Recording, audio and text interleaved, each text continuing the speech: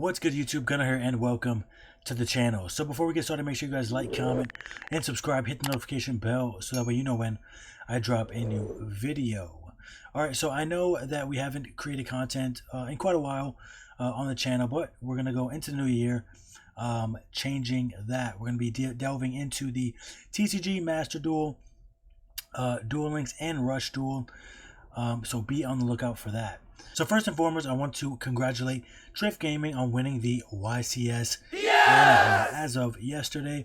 And Konami ended up doing a live ban list for us after the YCS winner was announced, which I think was really cool, and I hope they tend to do that more often.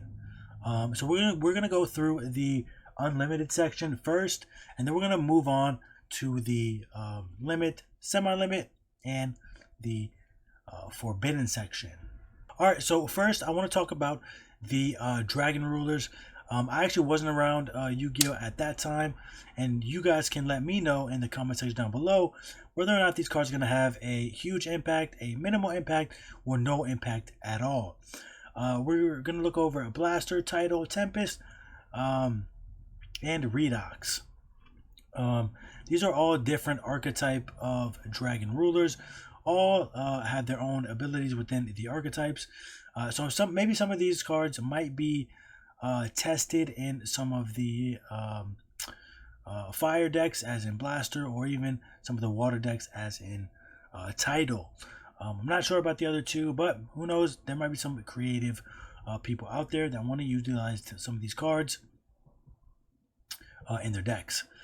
Okay, so that's going to 3. We can look at Dino Wrestler Pankratops. I think it's a very good, interesting card.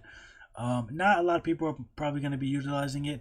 It's been at 2 for a little bit now, and you don't really see anybody using it. But at 3, it could be definitely interesting. It is a free special summon, and it can pop a card. It can swing over a card. So it's very cool, and definitely something that you might be interested in on maybe a budget level. Next is Luna Light Tiger. I don't really personally think that this card's really going to do anything. The next card we're going to look over is Rescue Ace Airlifter. A very nice card for the Rescue Ace deck. A lot of people figured once this got unlimited, kind of led them to figuring out what's going to be probably banned. Next on the unlimited list is going to be Thunder Dragon Colossus. Probably not going to do too much. It's at 3. You know, it's alright. Then we have Ib, the World Childish Justiciar. Another card that's, you know, probably a little bit out of date. You know, again, don't think they're really going to have an impact. And then last but not least, it is Opening of the Spirit Gates. A lot of people actually are maybe not the happiest that this came back.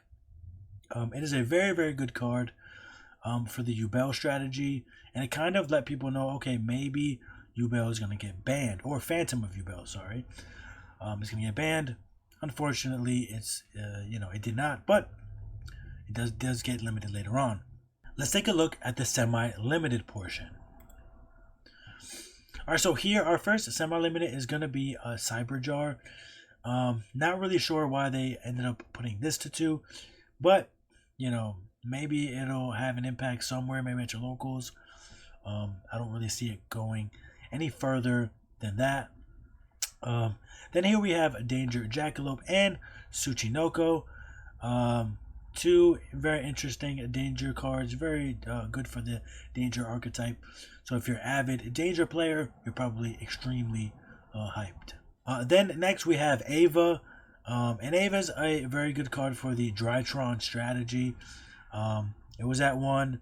Most people typically play it at 1, so I don't really see it having an impact on the meta. Next we have Performer Pal Monkey Board.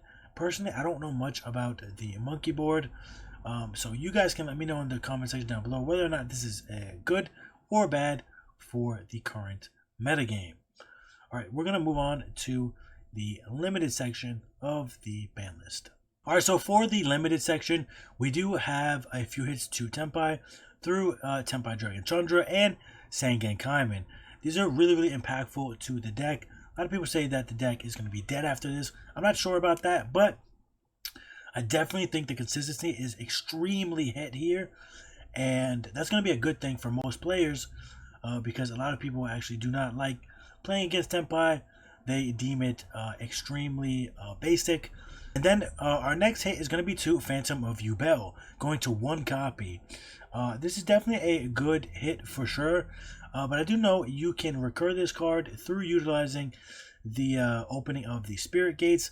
So your best bet will probably be to banish it. If there is a way for the YUGIOH deck to recur cards that are banished, but please let me know in the comment section down below. But other than that, this is definitely a really good hit to YUGIOH. And next we have Zodiac Barrage. Barrage, very, I wouldn't say a very old card. I believe it was about 2017, 2018 when this card was utilized within the Zodiac strategy. But honestly, I don't really see it being super impactful. But you know, who knows? There might be people out there who can utilize Zodiac Barrage and be able to maybe maybe not break it, but it could be utilized within the new YCS deck that came out, and I guess we can see kind of what people might want to cook up with this. All right, we're going to move on to the Forbidden section of the ban list. All right, in the Forbidden section, we have Gimme Puppet Nightmare and Jowgen the Spiritualist. These cards are typically utilized in the branded strategy through the access of Albion the Sanctifier Dragon. These are typically locks, so that way your opponent can't play. Personally, I don't agree with ever locking out your opponent, but you know, to each his own. I definitely think these are really, really great hits to the deck. There are definitely cards that also should have been hit, like Ido, for instance. That card should probably be banned because people are going to end up choosing that as, you know, their potential target. And even though the opponent can potentially utilize some extra deck cards to get rid of it, it still can potentially be a problem.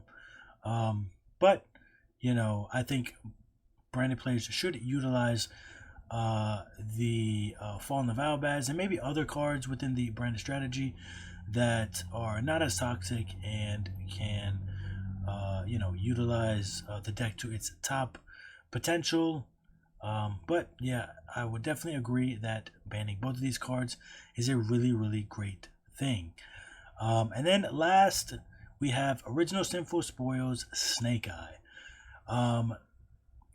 By banning this card, what Konami has essentially said to the players is that they do not want Snake Eyes as an engine in any other decks. Some other decks that were utilizing this other than Fire King could also be Red Dragon Archfiend, and really any other deck that can utilize level 1 tuners, or even just level 1 monsters. But yeah, I would definitely say this is a very, very good hit.